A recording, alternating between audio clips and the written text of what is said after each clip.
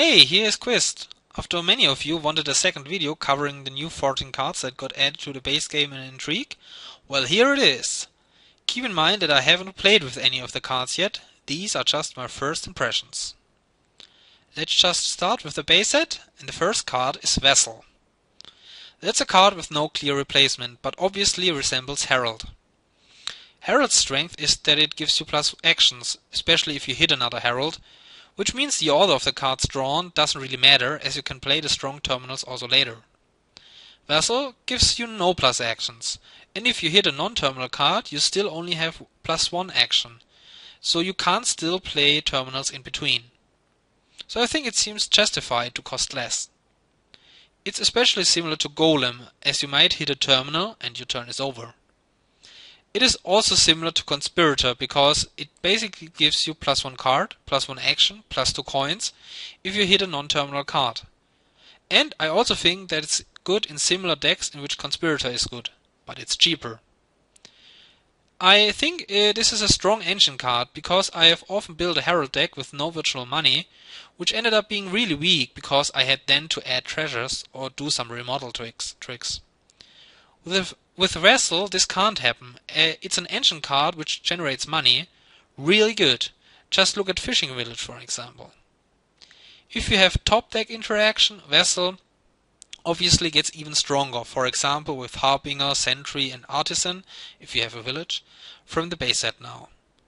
Vessel hitting vessels seems just as fun as Heralds hitting heralds, and pairing it with Throne Room from the base set can also generate the actions you need.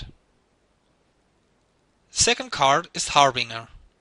So this is basically the Chancellor replacement. Although it doesn't discard your draw pile, it just has the other Scavenger effect part.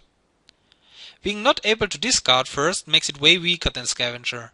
As in engines that draw your whole deck, the discard is mostly empty. In those engines, cards land only in your discard when you have discard for benefit, like Warehouse or Storeroom. But then you discard the bad cards that you don't want to top deck anyway. Or your opponent plays attack cards that discard from the top of the deck, like Rebel, Oracle or Scrying Pool. Then if you start your hand with the Harbinger, being able to top deck a card that you want can be quite beneficial. But still in those cases it's marginal, as in strong engines you still don't need it, because you draw your deck probably anyway. So mostly it's useful endgame when you green, and your deck may fall apart, or more likely in weak engines with no trashing. All in all, I don't think that's a strong engine card at all. I think it might be even stronger in big decks with a few strong cards in it, maybe Philosopher's Stone slugs and such. Especially if you can gain them easily, as they are cantrips and don't hurt in contrast to Scavenger.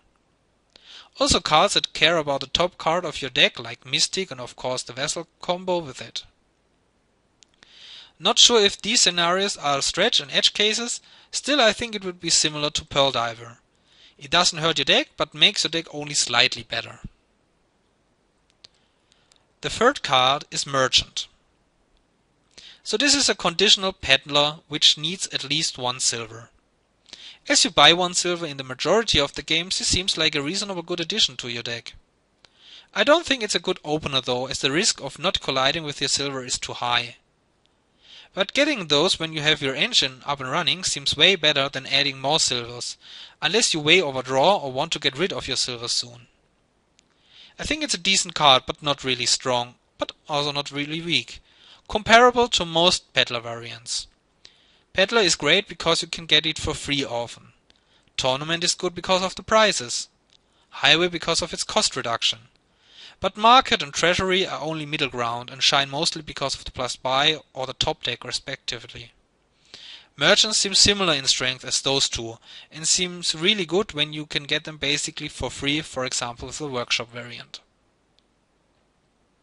The fourth card is Poacher. And there is the next Peddler variant and replaces Spy, according to Donald, because of the player interaction, now non-attack wise.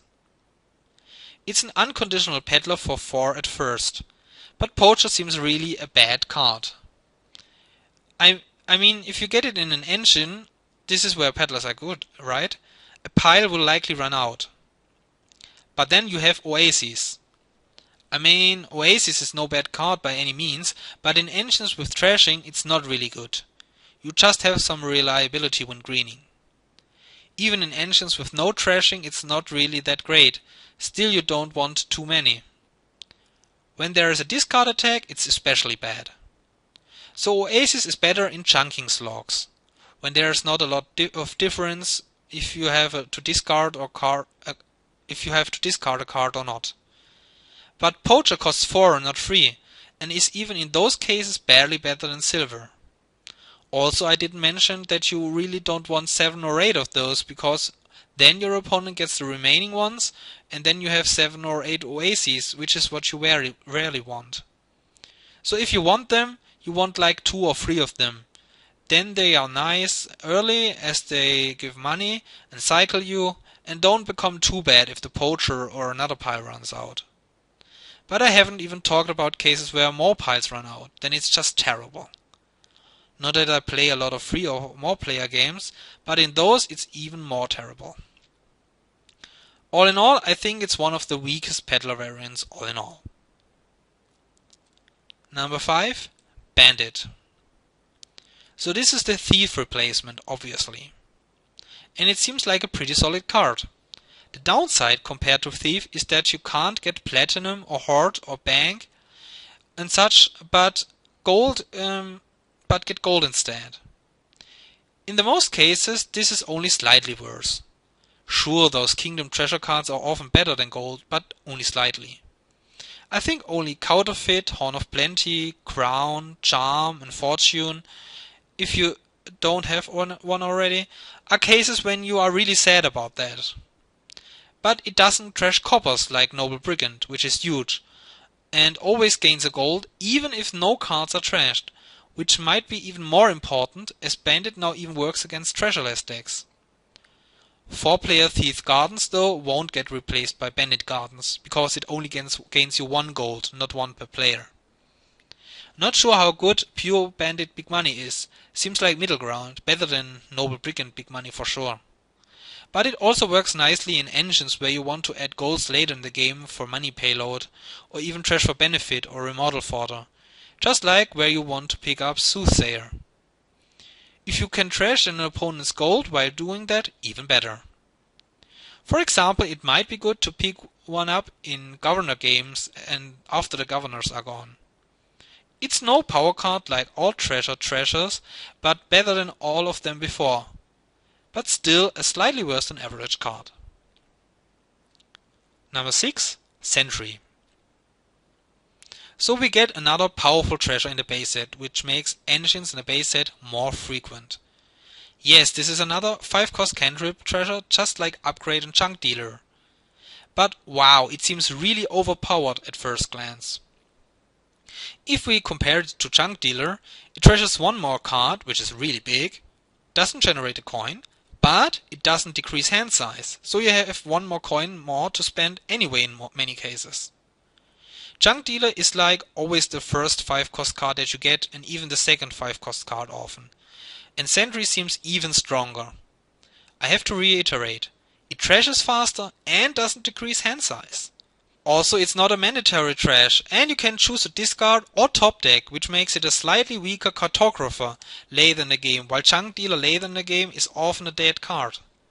So not only early in the game, even later it seems stronger. Sure, you have to mention that Junk Dealer seems better in engine chunking games, where you draw your whole deck and trash the 1 curse you got last turn, especially while Sentry has trouble finding those.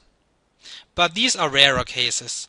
Sentry seems really overpowered. I'm pretty sure I would get it over Mountebank on my first 5, and with Cultist I'm not sure yet, but getting like 2 or 3 Sentries and skipping Cultist altogether seems really reasonable. So I'm pretty sure this is a top 3 5-cost card. Number 7. Artisan. So this is the Adventurer replacement, but it's only similar in price point. Its ability is comparable to Altar. Gaining to hand seems crazy. Only time can tell what you can do with it. But obviously it loves engines, as you need to play a village beforehand to make use of the action you just gained. And even if you can't, you can still decide to top deck for it for next turn. So it either top decks or gains into hand, but doesn't trash, just like Altar. Not sure which one is better yet.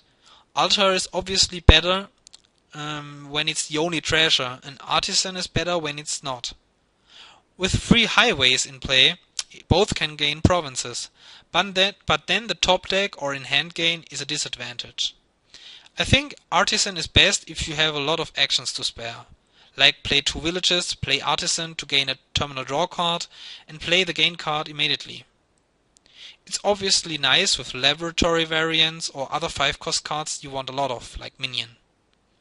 All in all, similar to Altar. So in conclusion, with Vessel and Sentry, base game engines are now way stronger. And I like the top deck interactions in 4 of those out of those 7 cards. Let's move on to Intrigue. The first one is Lurker. So this card is interesting. As Donald pointed out in the Secret History, it's kind of a half workshop, as it gains cards in 2 steps. But it's not restricted to cost. This means you can gain Prince, Possession, Forge or King's Court really early on.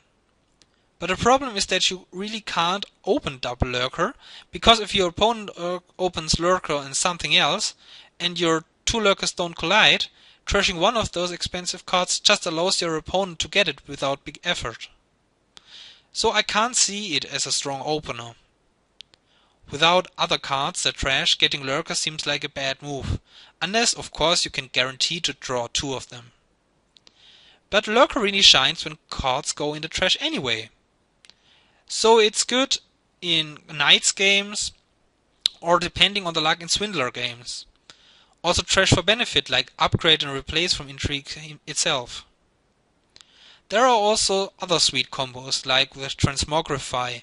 You could trash an action to gain the same action in hand back, just to gain a copy with Lurker. Or with Grave Robber, you can just use it to turn 5-cost actions into provinces and gain those back with Lurker.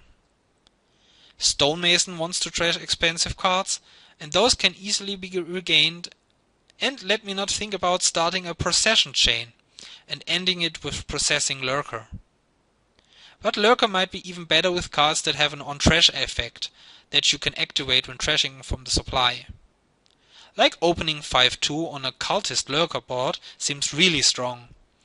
On your first Lurker play you can trash a Cultist from the supply to be a double lab, and next time you can either gain a second Cultist or draw again. Both good options. With Squire, you can gain any attack card. With Hunting Grounds, Lurker gains your duchies. And the craziest probably is Fortress, which you can gain in hand with Lurker. All in all, I still think it's a weak card, but I'm looking forward to the combo interaction potential that it has. Number 2, Mill. This is the replacement for Great Hall, and I must admit I'm a bit underwhelmed. As pointed out in the last video, Great Hall is a weak card that you pick up when you have 3 coins left to spend and don't want more silver. This costs even 4 and doesn't have a seemingly good benefit. In strong engines with trashing it's only good if you overdraw or when you are greening. And in other decks they have to be really messy to have 2 cards that you want to discard. I mean, even if you discard Copper Curse for example, Mill is still a 1-point peddler, but that's not great, and having to discard any anti-synergizes with a lot of cards that you want in a messy deck like discard for benefit cards or treasures in general. So that it costs 4 coins with a very situational benefit makes it even weaker than Great Hall to me at first glance. But maybe the discard benefit is better than it seems, not sure. Of course it still works with Ironworks just as good, I mean even better, so that's still a nice combo. What I later noticed though is that if you open with it, you have a very high chance to hit 5, similar to Horse Traders. While Horse Traders is a more useful card later on, it might be worth it to open Mill Silver over Silver if you want to hit that 5-cost key price point. So that's at least a sweet use. Number 3, Diplomat. This is probably the most complicated card added, but also my personal favorite, because I love reactions. So let me explain it to you first. So if you get hit by an attack, you can react to get a dungeon kind of effect. You draw only 2, but discard 3, so you're left with 4 cards, similar to playing dungeon at the start of your turn. If you decide to keep the Diplomat, you can't reveal again, because you can only do this if you have 5 cards in hand. Though, after a governor or a council room play, you might have 6 or more cards in hand. Then you can repeat cycling and cycling until you have only 4 cards in hand. Having only 4 cards in hand is not bad though, because when you play Diplomat as your first action, it's basically a lost city instead of a moat, which makes a big or huge difference and means that you are back to 5 cards again. So in the majority of cases you want to react as you get your cycling and start your turn basically with 2 actions and 5 cards. Against discard attacks it's even better, as you have to discard 1 card less, and against minion, urchin or the first soldier you are even immune. With discard around, your opponent has really to evaluate if he really wants to play that urchin. On a board with no attack cards, this card is really tricky. You want cards that reduce your hand size but don't cost an action. Villages like Festival, Hamlet, Fishing Village or Villa come to my mind. Also cyclers like Dungeon, or treasures like Lookout, Junk Dealer or Forager. Also there are some cards in Intrigue such as Mill, Ironworks, Minion, Upgrade, Pawn, Shantytown and Courtier that would work well. So there are more than you might think, and it really fits well with Intrigue. It's hard to evaluate how good it is though. I mean, it's way better than Secret Chamber, the card that it replaces. That's for sure. But it seems like a must-buy on any board where you want discard attacks. The 4th card is Secret Passage. Secret Passage is similar to Fugitive. While Fugitive puts a bad card in your discard, this one puts one in the deck, which is in most cases just weaker. This makes sense, as Fugitive was apparently too strong for Donald at straight 4 cost. What Secret Passage can do though is interact with cards that are about the top card of the deck, like Native Village, Mystic, Vassal or Lookout. But it also works with cards that care about the second or more cards from your deck, like Herald, Apothecary, Sentry and especially Wishing Well from Intrigue as well. Not sure how often it would come up, but if you play Secret Passage as the last card in your turn, and your opponent has an attack card that cares about the top card on your deck, like Jester or Swindler, you can put a fitting card as the 6th card. And there are other scenarios where you want to put the province back in a tournament game, or a bad card in your next hand in a masquerade game. So all in all it seems pretty versatile. But in most cases you just put the worst card on the bottom of the deck so that it misses a shuffle. It is therefore weaker than Fugitive, and therefore my guess is that its strength is below average. Number 5 is Courtier. I hope I'm pronouncing that correctly. I really like this card as well. I had fun figuring out with which card it really combos, and I guess it will be fun as well in those games where it really shines. But when is that? First, it seems really rare that that there are no at least 2 type cards in the supply. But let's assume there aren't. It's a weak card for sure, but still can be useful. Gaining a gold or getting free coins can be both useful in money games or as a payload in engine games. Usually you gain a gold early on, later you just take the free coins. I mean, there are many games where I've picked up Soothsayer just for the gold gain. And it's useful in those games as well. Hey, you might want it even in games where it's a ruined market. But let's go back to games with cards that have 2 types, which should be quite common. Only just looking at all those action attack cards. I like to mention Minion especially from Intrigue as well. Playing Courtier for action coins early in the turn and buy coins later in the turn seems like a very strong additional payload in those games. But let's look at non-terminal gold gain.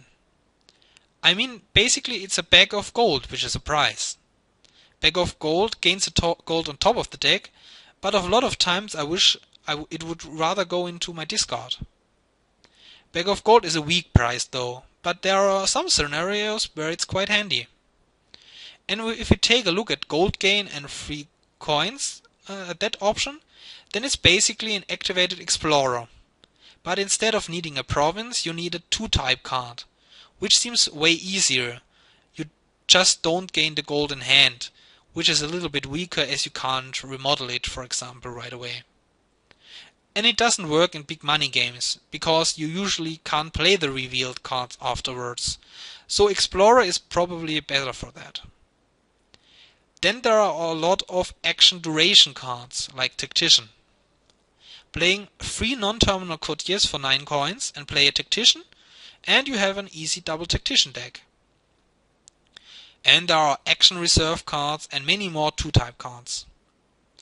Let's have a quick look at 3-type cards.